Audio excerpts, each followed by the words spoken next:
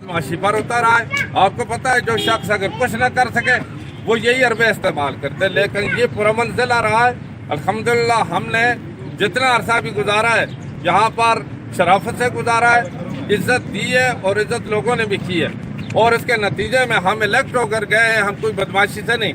आज ये इस किस्म के बदमाश किस्म के लोग जो इस जिले के अमन को तबाह कर रहे हैं, और ये फिर यहाँ इस जिले की बात नहीं होगी, ये अगर खुदा न खास्ता इस तरह बात होगी तो ये दूर तक जाएगी।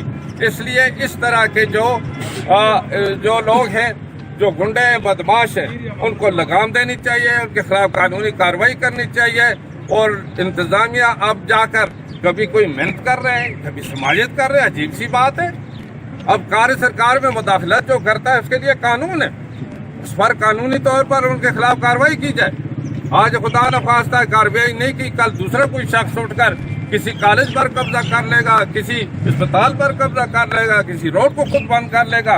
ये मतलब है अनारकी जो फैलेगी, इसको कौन रोकेगा? इसलिए मीडिया के जो लोग हैं उनको पता है, मैं मशकूर हूँ, मीडिया हक़ाइक़ की बात आगे पहुँचाता है। और हमने उसूलों की सियासत की है, हमने मतलब पार्टी की सियासत की है, नजरियाती सियासत की है, लोगों की खिदमत की सियासत की है।